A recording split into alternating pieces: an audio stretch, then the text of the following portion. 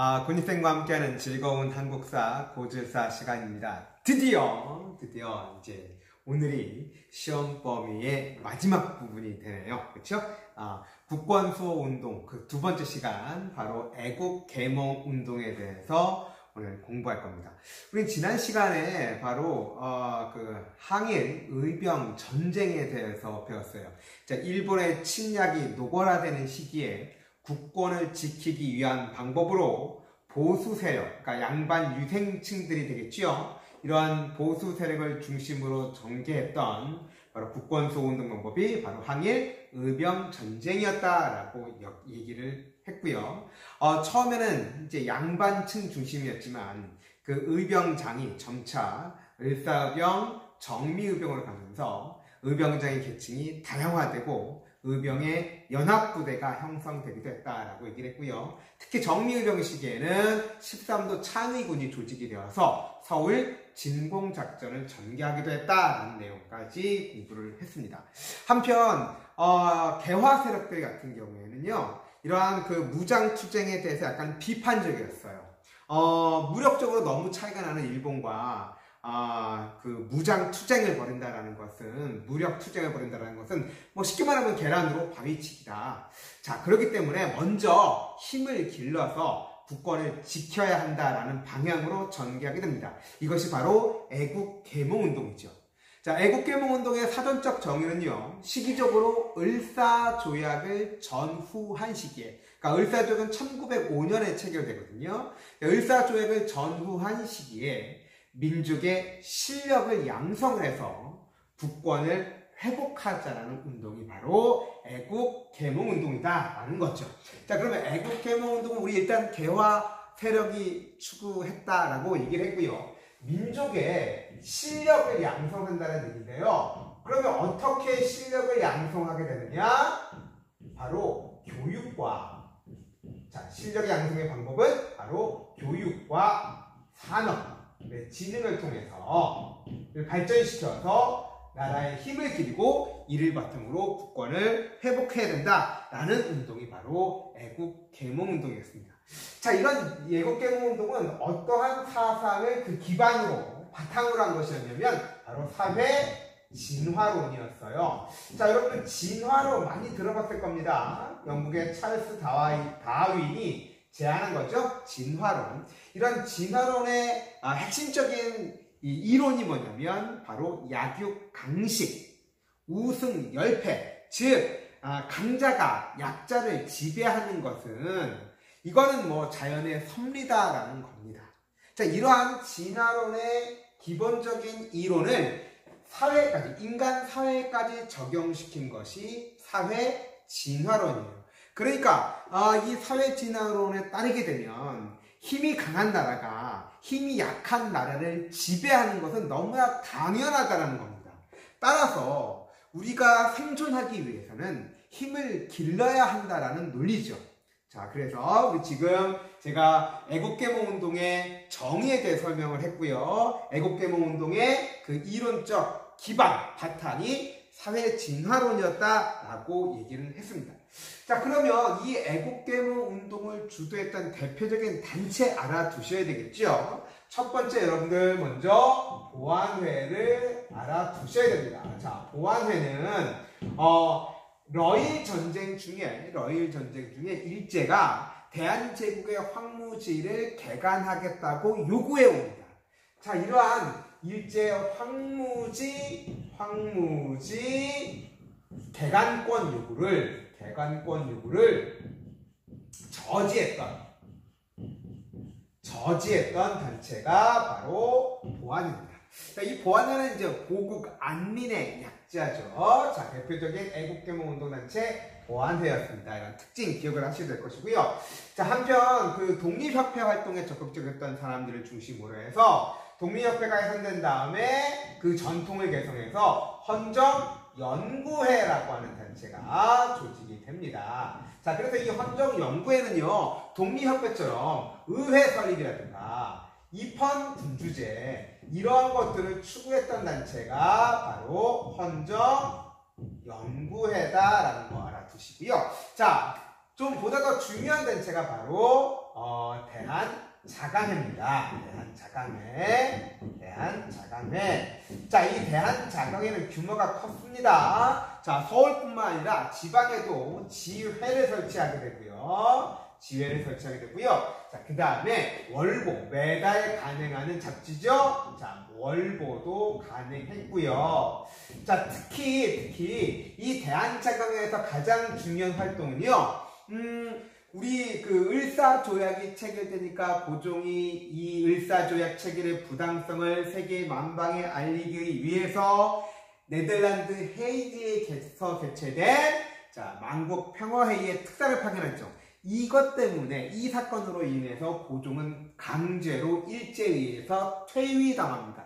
자, 그래서 이 대한제강회가 이때 고종 퇴위에 대해서 반대하는 운동, 고종 퇴위 반대 운동을 전개했던 단체가 바로 대한자강회입니다. 자, 그래서 이 대한자강회 고종 퇴위 반대 운동했다는 거 여러분들 반드시 기억을 해 두도록 하시고요.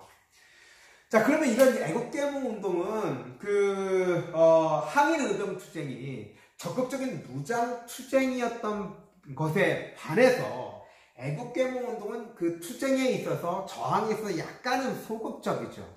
근데 이건 교육과 산업의 진흥을 통해서 힘을 기르자라는 쪽이었고, 항일의병투쟁은 무력, 우리가 힘이 약하지만 그래도 한판 맞서 싸워야지 이런 개념이란 말이야. 무장투쟁의 방법을 국권회복의 방법으로 추진했던 그런 운동이 바로 항일의병운동이었죠.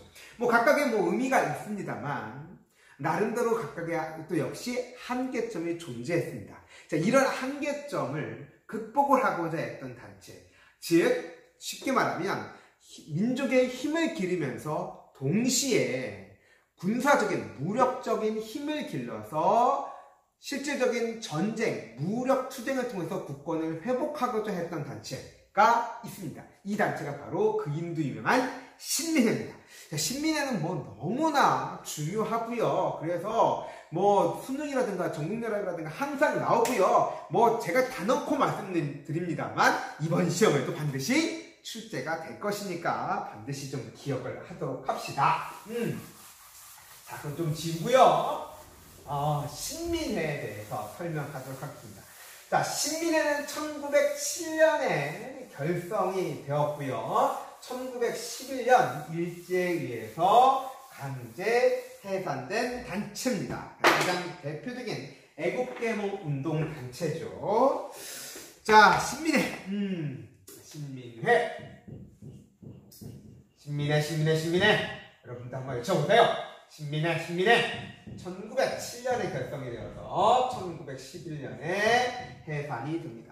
자, 이 신민회는요, 각계각층의 애국지사들이 결성한 비밀결사예요. 비밀결사. 그러니까 몰래 만들어진 단체다, 조직이다라는 얘기죠. 자, 여기에 가담했던 인물도 그 이름도 너무나 유명했던 여러분들 잘 아는 김구라든가 안창호라든가 양기탁이라든가 이동휘라든가 신채호라든가 이러한 너무나 유명했던 독립운동가, 민족 지도자들이 대거 참여했던 비밀결사다라는 거예요.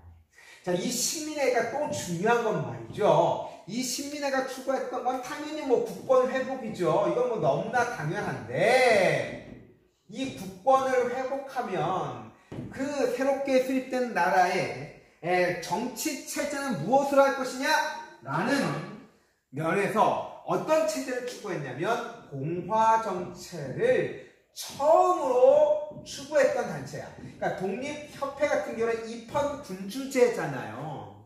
근대적인 정치 체제입니다만 왕은 존재한단 말이죠. 그런데 신민회는 공화정을 추구했어요. 공화정과 입헌군주제는 무엇에 틀려? 가장 다른 것은 뭐냐면 군주, 왕이 있느냐 없느냐죠.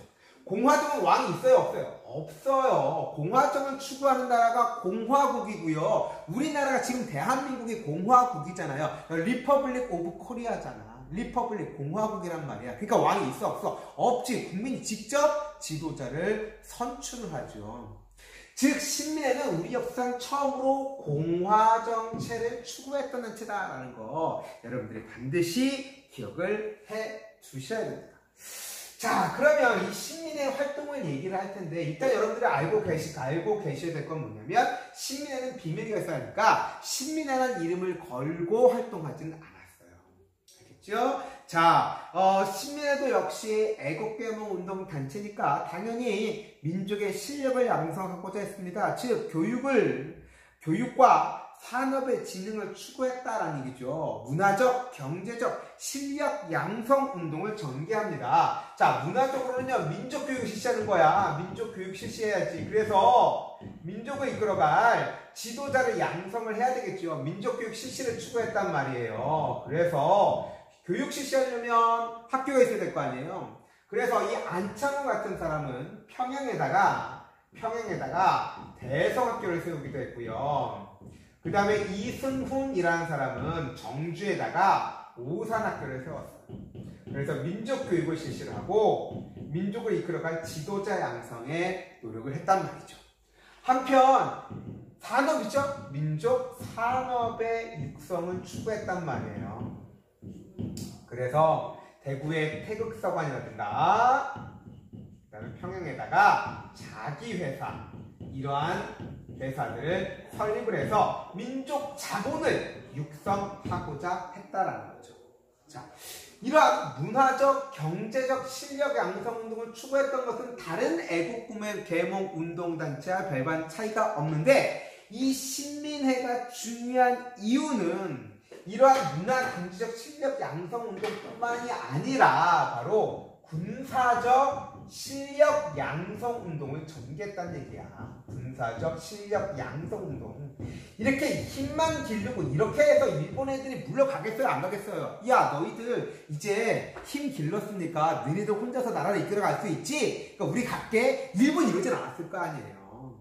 그러니까 일본으로부터 실질적으로 국권을 회복하기 위해서는 민족 산업의 육성과 민족 교육의 실시를 통해서 힘을 기르고 동시에 무력도 길러가지고 군사적인 실력 양성도 운동을 전개해서 군대를 길러서 일본과 직접 독립 전쟁을 벌여서 국권을 회복하자라고 하는 그런 보다 적극적인 운동을 전개하는 거예요. 그러니까 기존의 애국계몽 운동과 항일의병 운동의 방법을 모두 취한 그러한 단체가 신민회다라는 거죠. 그래서 이 군사적 실력 양성 운동이 보다 더 중요하다 이렇게 볼 수가 있습니다. 자, 그래서 군대를 양성해야 되는데 국내는 일본의 간섭이 너무 지나치기 때문에 드러내놓고 군대를 기를 수가 없잖아. 아니 일본이 대한제국의 군대까지도 해산시키는 방법이 어떻게 군대를 양성하겠습니까? 그래서 일본의 간섭이 없는 해외, 즉 만주에다가